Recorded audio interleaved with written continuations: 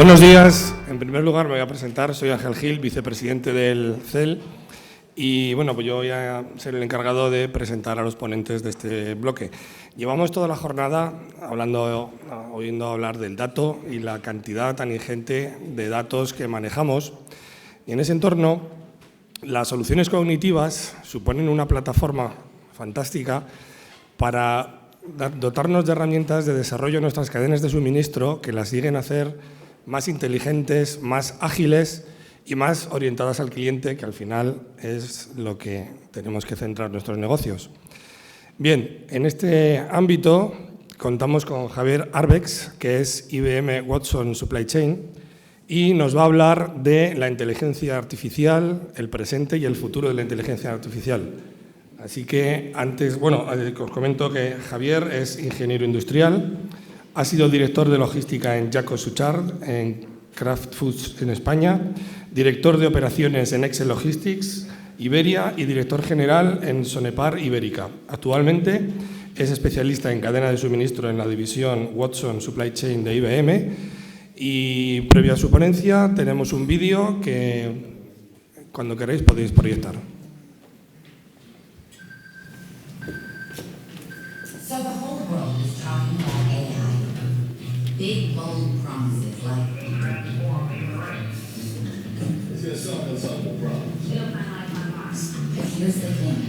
You don't live on Mars. You build wind turbines, supply car parts to thousands of cities, answer millions of customer calls a year, like this one. No, it's a purpose. It's your You run a real business with real roll-up-your-sleeves business needs, and that's why you work with Watson. Hello. So it can analyze weather data to help retailers increase foot traffic, assist thousands of online banking customers each week, and reduce delays for 25 million passengers. Watson isn't just the promise of AI, it's the real deal deep learning business AI that knows your industry, protects your insights, and works with tools you already use. That's why it's the best AI for the job.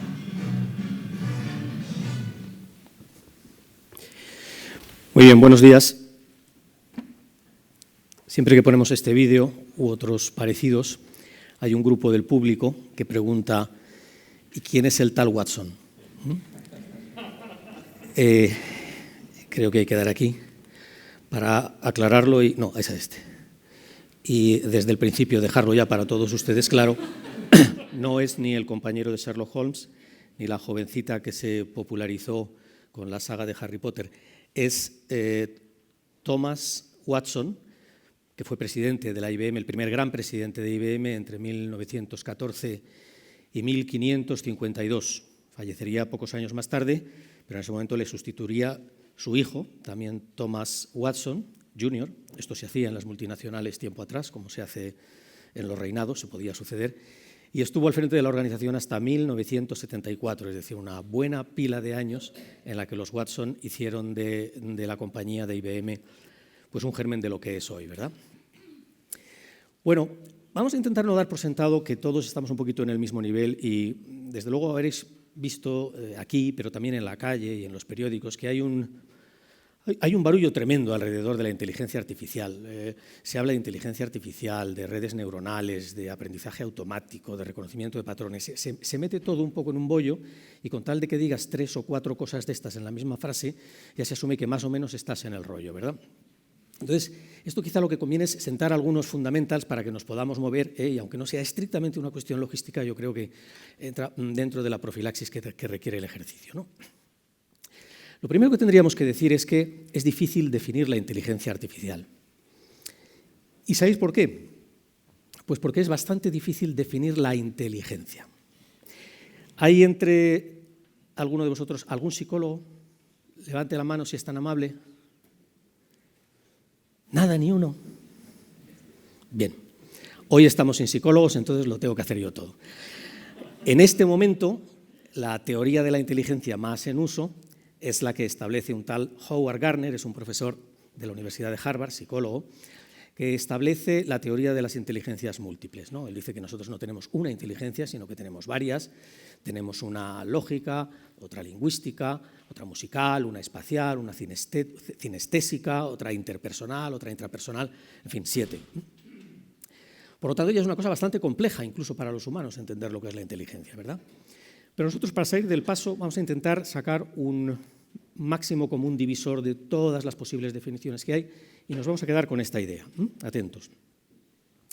Inteligencia artificial es la parte de la informática que persigue imitar comportamientos inteligentes. Usted está pensando que he hecho trampa, que he metido lo definido en la definición, ¿verdad? Y que esto no resuelve mucho. Tiene razón en parte, pero esto nos permite por lo menos subir un escaloncito, ¿de acuerdo? Imitar comportamientos inteligentes. Comportamientos inteligentes como pueda ser conducir un vehículo, como pueda ser recitar un poema, como pueda ser saltar una valla, como pueda ser hablar, en fin, numerosas cosas. Hay que decir que un comportamiento de apariencia inteligente no es necesariamente un comportamiento cognitivo, estrictamente hablando. Si recordáis, en las fábricas de automóviles donde tenemos brazos que van haciendo así, esto ya lo sabían en los años 40, ¿no? Que eran como brazos humanos que hacían este movimiento que parecía que tenía intención, pero que realmente no tenía dentro de sí nada de lo que hoy llamamos inteligencia artificial en el sentido amplio, y que, sin embargo, desde el punto de vista de una definición amplia como la que acabamos de compartir, sí que estarían ahí dentro. ¿Okay? Decimos que en inteligencia artificial tenemos dos categorías, una débil, también llamada por algunos estrecha, y otra fuerte. ¿Conocen la diferencia? Sí, algunos de ustedes sí. La inteligencia artificial débil es aquella que es competente en los casos de uso y para el propósito específico para el que ha sido entrenada. Por el contrario, la inteligencia fuerte o de propósito general es aquella que puede abarcar un ámbito muy amplio de casos de uso y un ámbito muy grande de competencias, ¿no? A día de hoy, el 100% de las utilidades de la inteligencia artificial que tenemos clasificadas residen bajo el concepto de inteligencia débil. Y tenemos inteligencia fuerte únicamente en Hollywood, en las películas, y además desde hace bastante tiempo. Pero desde un punto de vista práctico estamos muy lejos de llegar allí. ¿Okay? Esto no ha ocurrido todavía. Bien, y esto significa que nosotros, en esas cosas que las máquinas de inteligencia débil hacen de manera muy especializada, somos peores que las máquinas. Bueno, pues yo diría que sí. Lo que pasa es que si a una máquina, a un robot que le has entrenado para andar, le pides en un momento dado que haga una cosa solo un poquito distinta, como chutar un balón, normalmente los resultados pueden ser catastróficos, porque solo hace aquello para lo que ha sido entrenada. ¿De acuerdo? Vamos más adelante. El paradigma o aquel aspecto más importante de los seres humanos es que nosotros somos capaces de aprender. Eso es lo que caracteriza nuestra inteligencia más que ninguna otra cosa, probablemente, ¿no? Y el equivalente a nuestra capacidad de aprendizaje en el mundo de la inteligencia artificial es lo que llamamos machine learning, ¿no? La definición podría ser algo así, la rama de la inteligencia artificial que busca dotar a las máquinas de capacidad de aprendizaje. Capacidad de aprendizaje entendida en el sentido de la capacidad de generalizar conocimiento a partir de un conjunto de experiencias. Es decir, no necesitamos conocer el 100% de la casuística para memorizarla, sino que solamente a partir de un subconjunto de experiencias o de datos somos capaces de sacar conclusiones generales. Y esto es importantísimo porque esta es precisamente la rama de la informática que ha hecho reventar las previsiones en los últimos tiempos. ¿Okay? Aquí tenemos en la inteligencia artificial también muy numerosas técnicas. Tenemos árboles de decisión, tenemos técnicas de clasificación, técnicas de clusterización, o sea, hay todo un conjunto amplio de técnicas que se utilizan para según qué utilidad, ¿no? Y así, por ejemplo, si estamos en el ámbito del movimiento y del, vamos a decir, y del contacto con el entorno, pues estaríamos en la robotización. O si estamos en el terreno de la comunicación, estaríamos en Natural Language Programming. Entonces, hay muchas distintas, diríamos, diversificaciones de este concepto del Natural Language, ¿no? Creo que es interesante decir que de todas estas técnicas hay una que es la que lo ha cambiado todo en la última década. Y esta técnica es la técnica de las redes neuronales. Las redes neuronales son un dispositivo computacional o un modelo computacional, mejor decir así, con algunas características muy interesantes. En lo básico está formado por una cosa que llamamos perceptrones, y un perceptrón es una especie de cajita negra donde yo le meto un input, le digo el output que tiene que salir y entre medias le digo, búscate la vida para que dentro pase lo que sea necesario para que cuando te vuelva a meter el input me des un output, para que te vuelva a enseñar la foto del gato y tú me escribas aquí gato, y gato, y gato, y gato, y gato. Ese es el paradigma. Lo interesante también es que las redes neuronales aprenden de manera jerarquizada. Quiere decir que empiezan por aprender lo particular y van construyendo conocimiento general poco a poco. Aprenden primero lo que es un tornillo, aprenden lo que es un retrovisor, lo que es una rueda y más adelante, por generalización, entienden la moto, entienden el coche, entienden el camión, ¿no? Y esto es de una importancia fundamental porque nos permite ir subiendo de nivel hacia conceptos más abstractos, hacia lo que los filósofos llaman los universales, ¿no? Y además hay una cuestión tecnológica también de interés, y es que no existe un límite al número de capas que nosotros podemos poner en una red neuronal para que vaya descubriendo cosas de más y más alto nivel cada vez, ¿no? Y bueno, y queremos hacer esto, o sea, realmente queremos meterle tantísimas capas. ¿Para qué queremos meterle tantísimas capas? Bueno, queremos meterle muchísimas capas porque tenemos tal inmensidad de datos en este momento, precisamente merced a la tormenta perfecta de la que hablábamos esta mañana, en la que converge la economía digital con ese rastro tremendo de datos de toda naturaleza que nos va dejando, junto con la capacidad creciente de computación, las posibilidades de la nube, las mejoras de los algoritmos, pero sobre todo y muy fundamentalmente la conciencia que progresivamente hemos ido tomando los profesionales de la importancia de esos datos para generar conocimiento. Esto es lo que ha hecho que el desarrollo del deep learning, que así se llama ese proceso de capas sucesivas, pues haya tenido el protagonismo que tiene en este momento. Por cierto, cuando se hablen de deep learning no tiene nada que ver con encontrar el sentido de la fuerza ni nada de nada. O sea, parece que es una cosa que sugiere algo místico, pero no tiene que ver. Se habla de deep precisamente porque las capas suelen ser profundas y tienen muchos perceptrones dentro, o sea, muchos niveles de aprendizaje. ¿Okay? Bueno, ¿y qué se puede hacer con esto? Vamos a empezar un poco ya a pensar en nuestras vidas y en nuestros términos prácticos. Pues mirad, la inteligencia artificial y el deep learning en particular sirven para dos cosas solamente. Es facilísimo de recordar, porque además las dos empiezan por A, que son aumentar y automatizar. Aumentar y automatizar. Lo de automatizar seguramente no tiene ninguna complejidad ni ninguna duda para ninguno de vosotros. Lo de aumentar, tal vez para algunos sí. ¿A qué nos referimos con aumentar? Aumentar nos referimos a utilizar estas mismas técnicas para explotar, para activar los datos de manera que se pongan a disposición de vosotros, los profesionales intelectuales, la gente que realizáis un trabajo intelectual, para facilitar la toma de decisiones, para mejorar las probabilidades de acierto con vuestras decisiones y, en última instancia, para convertir en prácticamente rutinarias algunas de las tareas que vosotros hacéis cada día, pues probablemente con tedio. ¿Okay? ¿Quién de vosotros podría decir cuánto tiempo emplea al día en tomar decisiones? ¿Alguien se atreve a levantar la mano? ¿Quién de vosotros no podría decir cuánto tiempo emplea al día en tomar decisiones? ¿Quién de vosotros no ha entendido la pregunta?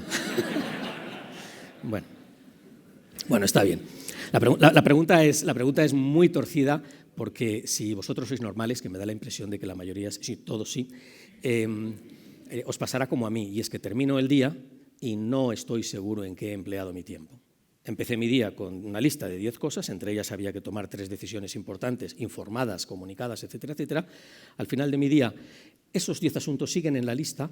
He estado 8 horas, 9 horas, 10 horas trabajando y hay otros 10 nuevos asuntos más, ¿no? Esta es la vida del logístico, ¿eh? La vida del logístico, y siempre ha sido así, ¿de acuerdo? Entonces, lo que pretendemos es intentar poner ese corpus de conocimiento en favor del logístico. Vamos a dejarlo ahí, eso significa aumentar. ¿Y qué ha pasado con...? Bueno, el automatizar ha sido un boom desde 2016. 2016 ha sido el año en el que se ha reunido más pasta en el universo para empezar ejercicios como este. Lo que estáis viendo es el primer viaje, vamos a decir, clasificable como comercial, dentro de que era un piloto, está teniendo lugar en Colorado, y es el primer viaje en un camión no tripulado. Veréis ahora que el fornido vaquero que va al volante se levanta y sale, y es un viaje de casi 200 kilómetros entre una base y una factoría y un almacén de Budweiser. ¿Okay? Completamente desasistido, aun con el vaquero dentro. Esta compañía, que fundó un ex ejecutivo de Google, se cerró después en el año 2017, solo un año después. Debió hacerles muy poca gracia porque Google les denunció por espionaje industrial y la cosa acabó muy mal y tuvieron que quitarla. Pero solo muy poquito tiempo después, otra empresa, esta de aquí, creada por Embark, Frigidaire y Ryder, es decir, un cargador, un transportista y una empresa de tecnología, tomaron el relevo y ya en noviembre de 2017 se hacía por primera vez con carga real, ahí van neveras y frigoríficos, línea blanca, un trayecto de más de 1.000 kilómetros entre Texas y California. ¿Okay?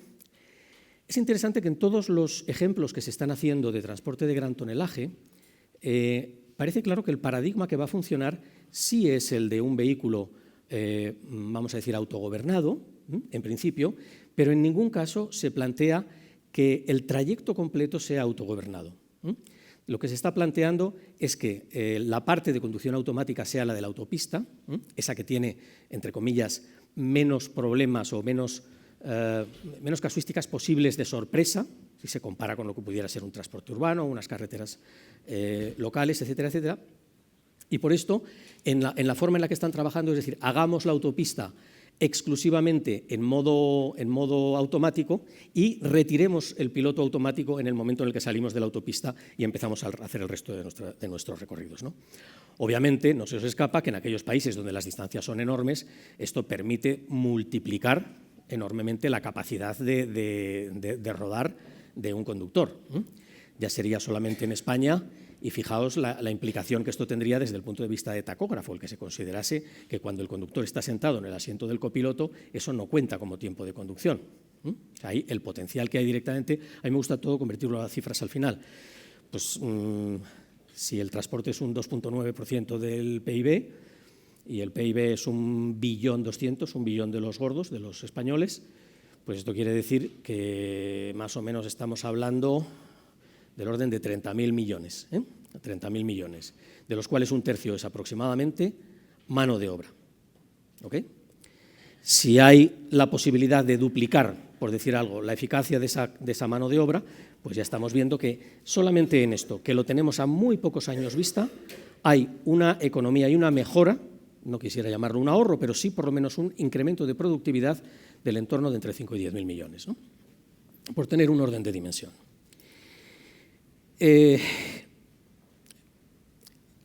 Pero con todo, la larga distancia, el gran tonelaje, no es el terreno más difícil y en el que está encontrando más dificultades la inteligencia artificial para buscar soluciones. Casi todo viene por la famosa última milla. Y aquí se están haciendo ejercicios de lo más variopinto.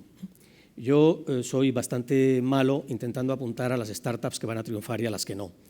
De hecho, siempre que he apostado y he metido dinero he perdido. Por lo tanto, si digo algo bueno, malo, regular, mejor háganse su propio juicio y no se fíen de lo que yo diga. Pero esto es un intento que se está haciendo en California, en el estado de Oakland, en la ciudad de Oakland, en un pequeño barrio que ya se ve por la pintilla que tienen las casas, que es un barrio residencial pudiente, seguramente tiene un alto valor de compra por Internet, y ellos han mapeado todas las posibles rutas por las que quisieran llevar un vehículo eléctrico, un vehículo de reparto, y han hecho un almacén automatizado también exclusivamente para servir a ese barrio. Esto es una cosa que recuerda lejanamente y salvando las distancias, al sistema de las, creo que le llamaban las colmenas de Mercadona, ¿verdad? Es una cosa que sugiere un poquito la idea de acercar un hub, de acercar un punto allí, ¿no? Claro, evidentemente aquí lo que cuesta entender si llegará a funcionar es qué densidad de tráfico de paquetes vas a tener si esto lo haces para un barrio, porque estamos hablando de... Y aquí, pues bueno, han empezado con unos camioncitos que estos sí que son completamente autónomos, y es gracioso que algunas de las startups más importantes, estos empezaron con bastante dinero, porque era un ejecutivo de Uber y otro ejecutivo de Tesla, que se juntaron con Toyota Artificial Intelligence, levantaron $9 millones en una ronda C y están haciendo ahora el proyectito así.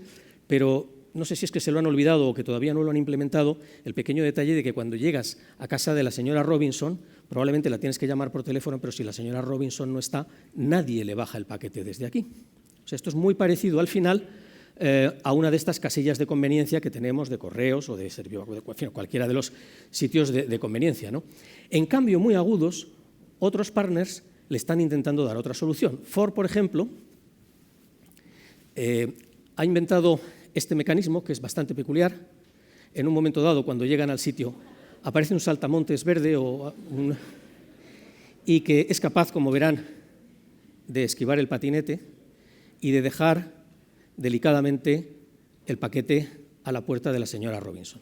Hay que decir que esto tampoco es óptimo, porque, claro, ciertamente lo suyo sería haber dejado el paquete de la señora Robinson entre unas flores o en algún sitio que los vecinos no lo pudieran ver, pero los robots todavía no son nada buenos haciendo esto. Entonces ellos entienden tal, esto es la moqueta, pues aquí lo dejo, ¿no? Bueno, no son los únicos medios que se están intentando explotar para la última milla. En este momento hay, por lo menos de que yo tenga noticia, cerca de una decena de experimentos y de startups que están trabajando sobre el concepto de los carritos autoguiados. Carritos autoguiados seguramente para trabajar en entornos, vamos a decir, en barrios o en zonas residenciales pequeñitas, con un alcance corto, pero, de nuevo, volvemos al problema de que esto, en la medida en la que no cubre, no contempla el problema de los 10 últimos metros, puede llegar a ser un problema. ¿De acuerdo? Bien, yo creo que como ustedes, si hay algo o si hay un dispositivo que sí que verdaderamente va a dar mucho que hablar con el asunto de las entregas de la última milla, estamos hablando de los drones. ¿Okay? En este momento tenemos hasta 20 que yo haya podido identificar, experiencias piloto con fuertes cantidades de inversión para hacer posible entregas unitarias de última milla mediante drones, con distintos casos de uso. La mayoría de las veces son entregas urgentes de comercio electrónico. Otras veces, como en el caso de UPS, que me parece que la foto no está aquí, es para el envío de muestras en hospitales, incluso en tiempo quirúrgico, sacar tejido, llevarlo al laboratorio para obtener los resultados en el mínimo tiempo posible, ¿no? En definitiva, ya están allí casi todas estas. En este momento, pues si pensamos que la primera entrega con un dron se hizo en 2016, el último vídeo así más o menos curioso que he visto ha sido de diciembre de 2018, el dron de Wing entregando un café de Starbucks en un pueblo cercano a Canberra. Entonces, de todas estas de aquí, el de arriba es de Alphabet, este pertenece a Google, Wing, y hay que decir que ya han obtenido en abril la licencia de la Asociación de Aviación Federal de los Estados Unidos para operar por todo el cielo americano para entregar paquetes. A todos los efectos los han tratado como si se tratara de un avión. Tienen todos sus protocolos, tienen todos sus sistemas de seguridad, todo lo que necesitan tener, como si fueran un avión. Son una compañía aérea, que por casualidad el piloto está en tierra. ¿De acuerdo? Y ya ahora, precisamente a partir de abril y de abril hasta final de año, estaban abriendo dos hubs para probar las entregas estas ya muy a gran escala, pero ya totalmente comercial, en 2 localidades de Virginia, ¿no? Bueno, pues hasta aquí la última milla, pero claro, yo creo que hay una cierta problemática relacionada con el mundo de la cadena de suministro que no se puede resolver o no se puede resolver eficientemente con un enfoque de automatización, con un enfoque de fuerte automatización. Precisamente, y esto es un poco el terreno que más vivimos en IBM, porque nosotros nos sentimos más como empresa dirigida a empresas, estamos más en el mundo de aumentar las capacidades del profesional que de automatizar otras cosas. Nosotros lo que intentamos dar respuesta pues, es a problemas como el siguiente. ¿Ustedes han pensado quién puede tener tanta urgencia como para querer que le envíen algo en 15 minutos con Amazon Air? ¿Qué cosas? Un hospital, excelente. ¿Qué más? La pizza, ¿no? Adolfo nos decía la pizza, sí. Por ejemplo, un recambio crítico. Bueno, pues puede valer. Se me ha olvidado que es el aniversario de boda, necesito algo urgente, 15 minutos. Bueno, pero si os fijáis, es auténtico cherry picking lo que estamos haciendo. O sea, son situaciones, son pocas y son muy singulares, ¿no? Y sin embargo, esto que se está implantando con carácter general. El mundo ha cambiado en este sentido. No me voy a pronunciar si a peor o a mejor, pero la realidad es que antes ahorrábamos para tener un iPhone durante 8 meses y cuando lo teníamos, el sábado era una fiesta, nos íbamos con los chicos a la tienda, nos lo enseñaban, nos lo comprábamos, etcétera, etcétera, y todo esto. Ahora ahorramos 8 meses, pero queremos el iPhone en 2 horas, en casa. ¿Con qué utilidad? Simplemente porque mola. Mola tenerlo en casa en 2 horas, ¿no? Entonces, esto, lo que quiero deciros con ellos es que se va a seguir imponiendo. Si la tecnología y la logística lo hacen posible, que lo harán que todos nosotros nos acostumbremos y que deseemos tener nuestros pedidos en 15 minutos o en 30 minutos si nos dejan. ¿Okay? Y esto nos representa a todos un cambio de gestión alucinante, que es fácil de entender.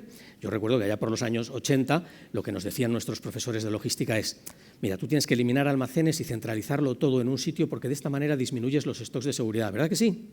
Que nos lo han dicho a todos. ¿Pero qué pasa cuando tienes que servir en 15 minutos? ¿Puedes servir desde un único almacén central en el sur de Madrid a toda España en 15 minutos? No hay más remedio que deslocalizar los stocks. Estamos haciendo una vuelta atrás del viejo paradigma. El retail lo ha entendido muy bien. El retail ha dicho: joder, yo tengo tiendas. Mi truco va a ser incluir a las tiendas en mi sistema de fulfillment. ¿Vale? Voy a empezar a preparar en tienda como si se tratara de un centro de distribución.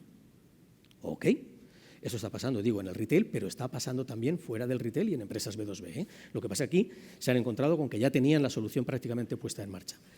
Pero, ¿cuál es la consecuencia que aparece directamente cuando empezamos a hacer esto?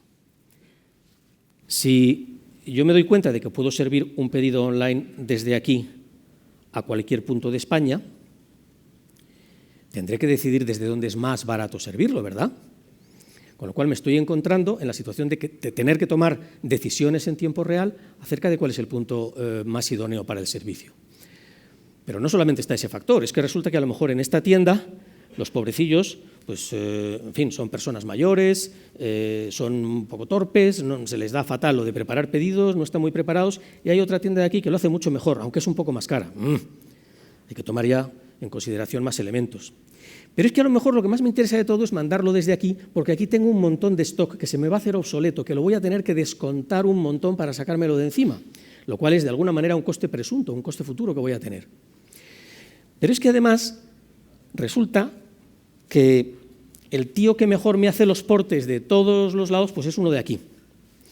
¿Entendéis? Bueno, más o menos lo que quiero deciros es que en la toma en consideración de cómo es un sistema de sourcing distribuido, la cantidad de elementos a tener en cuenta no cesa de aumentar. Y esto es un problema de un responsable de logística. ¿Desde dónde sirvo, no? El paradigma actual es: oye, todos los pedidos online salen desde aquí. Bueno, estupendo. Cuando compares los gastos que tienes hoy con los gastos que tienes dentro de 2 años, vas a comprender cuál es el coste de no haber optimizado esa situación, ¿no? Y ahí es donde hay infusión de inteligencia artificial para dotar al profesional experimentado de recursos para esto. Hecha esta digresión y por terminar un poquito con otras cosas, tenemos el mundo de los almacenes, ¿no? Yo diría que hay 2 retos, o si quieres 2 grupos de cosas que en este momento pues en los almacenes o en la tecnología de almacén se están intentando aplicar. Una es el pick by the piece, el picking a la pieza, y otra es lo que, no sé cómo se traduciría en español, el almacén cambiante. Son los dos retos en los que las implementaciones de inteligencia artificial están trabajando más, ¿no? El picking by the piece, pues en realidad lo hemos tenido en apariencia siempre, pero realmente es maravilloso. O sea, al punto en el que estamos llegando es a que los brazos robóticos tienen una visión tan fina de los productos que tienen que picar que son capaces de seleccionarlos teniendo una variedad de ellos enorme en una cesta y por lo tanto los pueden clasificar fácilmente, los pueden sacar, etcétera, etcétera. Este brazo de robotics concretamente se ha puesto en producción el año pasado, o sea, es quizá lo más avanzado que existe en brazos de picking, ¿no? En el resto de actividades de almacén, pues ya lo sabéis. Bueno, por cierto, el asunto del picking se rige por el principio de las 3 R's, ¿no? Que es gama, fiabilidad y tasa.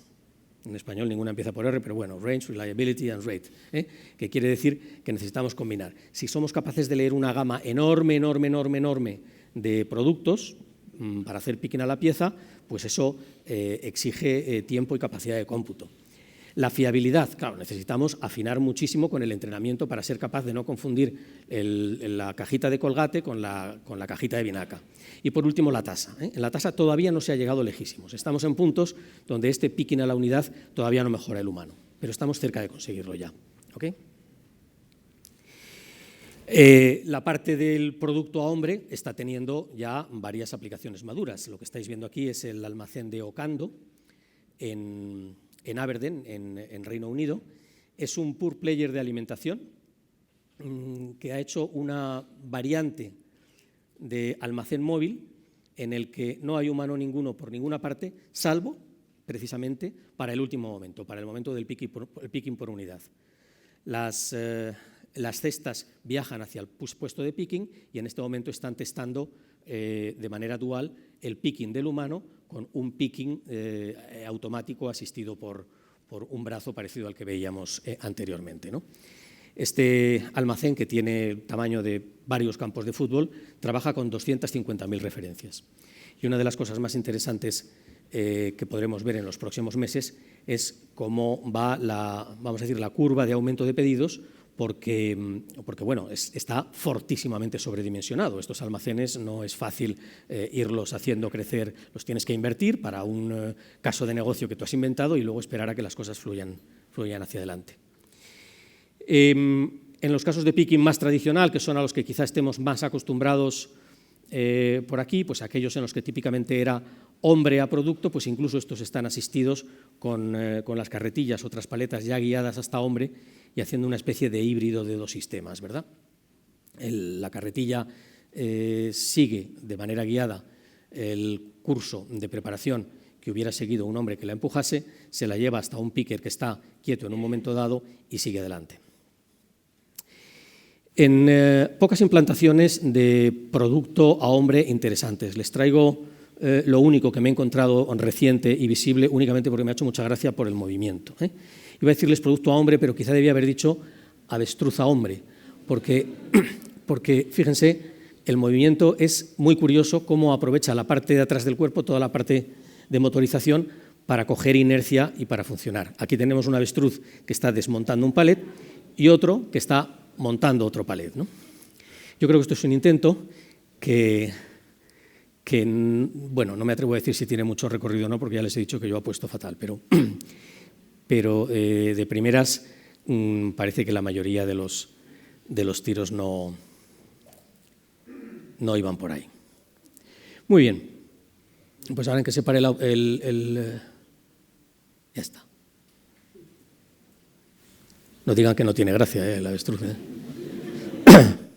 Muy bien.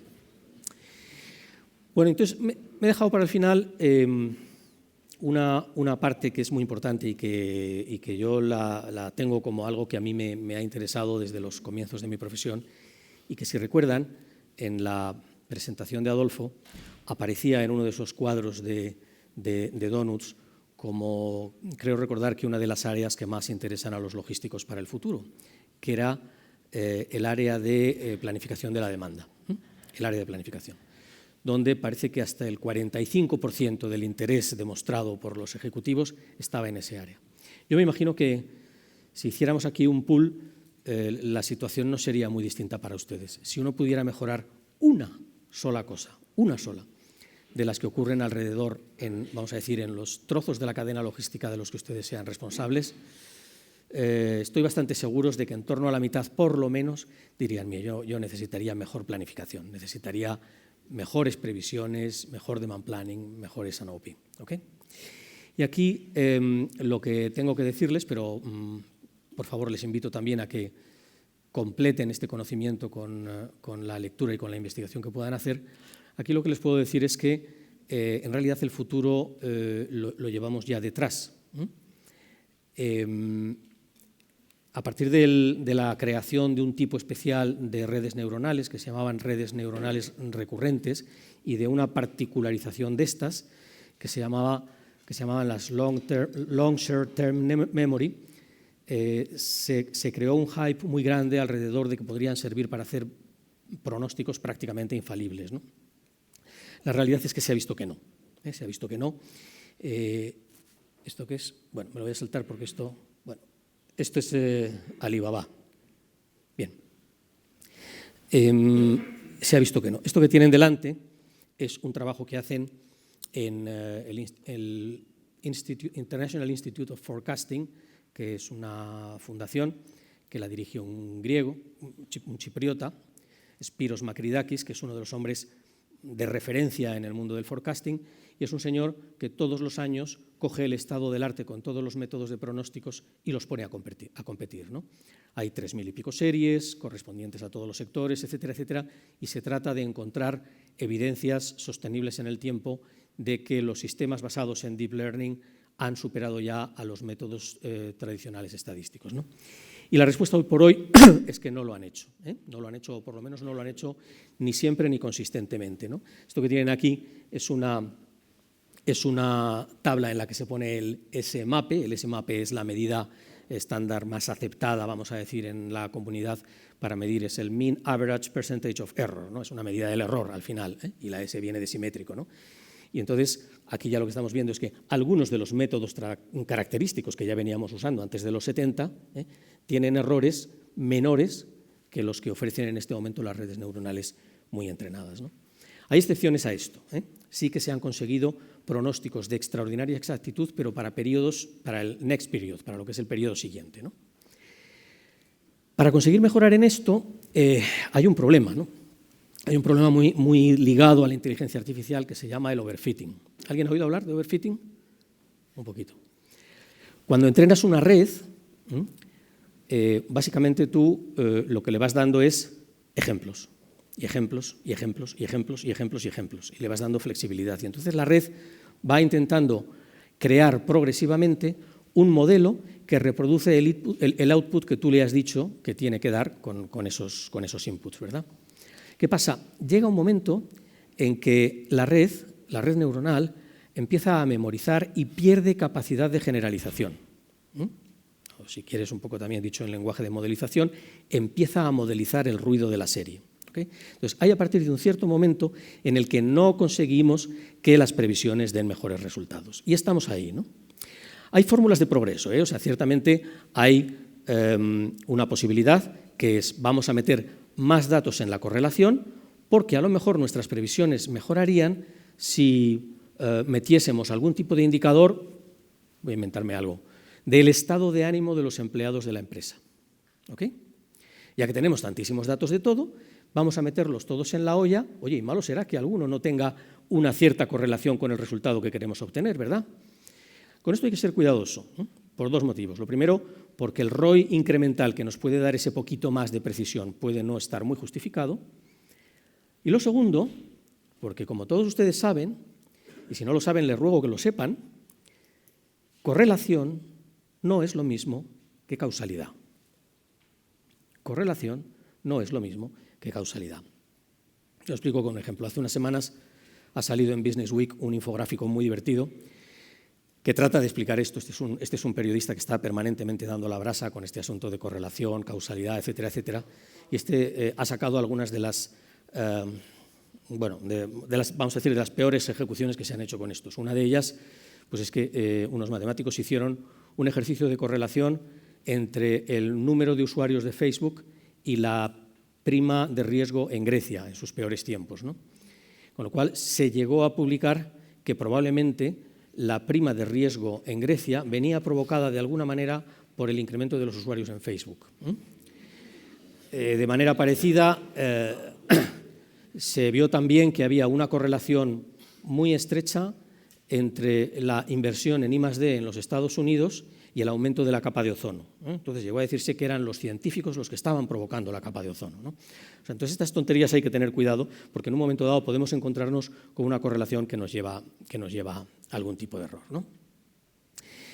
Pero bueno, dicho esto, con la parte de los algoritmos, y si me permiten volver un poco a los orígenes, me gustaría, sin aburrirles demasiado, contarles dónde estamos en IBM y hacia dónde vamos. Ya les he anticipado que estamos en la parte de aumentar, no de automatizar.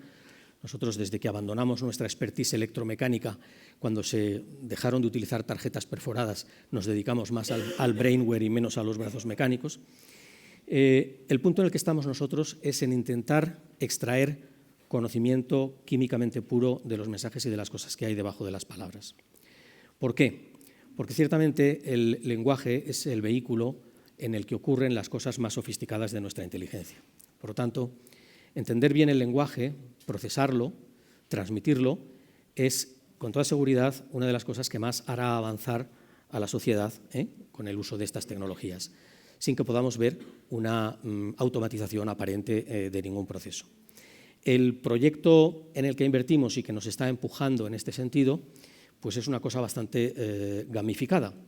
Hemos enseñado a Watson, a nuestra tecnología de inteligencia artificial, a debatir. Ya saben que en sus tiempos la enseñamos a jugar al ajedrez y ganó a Kasparov, ya saben que después la enseñamos a jugar a Jeopardy y ganó el Jeopardy, pero esto era un reto distinto, porque en aquellos casos, en el extremo, se podía hacer uso de muchísima fuerza bruta. Aquí es distinto. Aquí se trata de enfrentar a una máquina con un campeón europeo de debate, donde además el resultado o el ganador lo define el público. ¿Okay? En este caso concreto las reglas eran iguales para los dos, tenían la capacidad de dotarse de toda la información que quisieran tener, tenían 5 minutos para hacer una exposición, etcétera, etcétera, y luego tenían tiempo para rebatir y una sentencia final. ¿De acuerdo? Ninguno de los dos sabía, o sea, ambos sabían cuál era el tema que se iba a preguntar, pero ninguno de los dos sabía si le iba a tocar rebatirlo o defenderlo. ¿Okay? Está en inglés, no se ve muchísimo, pero por lo menos para que les sirva de recuerdo, les muestro.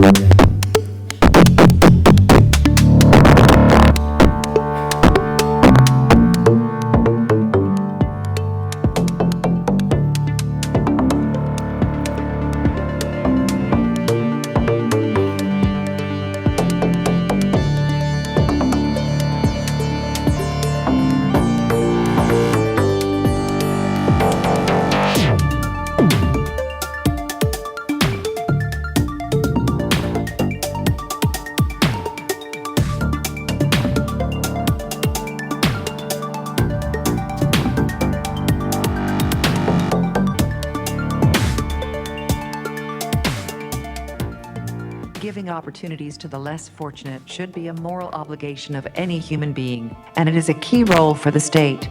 To be clear, we should find the funding for preschools and not rely on luck or market forces. This issue is too important to not have a safety net. Next, I think that Harish Natarajan raised the following issue. There are more important things than preschools to spend money on. The state budget is a big one, and there is room in it to subsidize preschools and invest in other fields. Given the reality of those trade-offs, the question is, who do you help? And the people you don't help are those individuals who are the poorest. You give unfair and exaggerated gains to those individuals in the middle class. And that is why, at the end of this debate, we don't think that you should subsidize preschools. Bueno, fue interesante perder, esto lo hemos presentado en enero de este año, en el Think 2019, que es el evento anual que hacemos nosotros, y este es el estado en el que tenemos a la máquina capaz de construir argumentos, de entender la clase de reserva que está poniendo el oponente y de hacerlo, ¿no? ¿Por qué esto es importante? Paren a pensar en su trabajo, en lo que hacen ustedes. cuando se encuentran cada día con problemas de todo tipo, realmente lo que necesitan es estructurar conocimiento de ese que tienen ustedes y de ese que está en 14.000 sitios dispersos en su empresa para resolver los asuntos muy rápido y con mucha eficacia. ¿Okay? Me he atrevido a hacer un microejemplo de las cosas que nos estamos encontrando cada día en nuestro trabajo. Esta de aquí, es un caso inventado, Proveedor del artículo tal no ha entregado a tiempo el pedido no sé cuántos. Esto supone riesgo de la entrega de los pedidos tal cual, tal y tal. Puede mitigar el retraso sirviendo desde los almacenes regionales 5 y 8 con un extracoste de 239 euros. Esto es la clase de aumento a la que vamos nosotros. Nosotros vamos a que ustedes se puedan anticipar en la gestión de ese 2% de incidencias que inevitablemente aparecen en cualquier cadena logística, ¿de acuerdo? Y darles herramientas para que puedan resolverlo de manera eficaz y rápida. Y no solo de manera eficaz y rápida, sino que se han parado a pensar cuánto de su experiencia prácticamente se marchará con ustedes el día que ustedes dejen la compañía. ¿Cuánto de toda esa capacidad de aprendizaje que la han ido reuniendo ustedes será imposible trasladar al sustituto, al becario, al meritorio que venga después, porque tendrá que empezar a vivir todas estas cosas desde cero? Nuestra aspiración es intentar vertebrar todo ese conocimiento que nace en la experiencia de ustedes, que nace en los datos que tiene la compañía, etcétera, para poder hacerlos reutilizables y con ellos mejores decisiones más sostenibles y más traspasables a otras personas.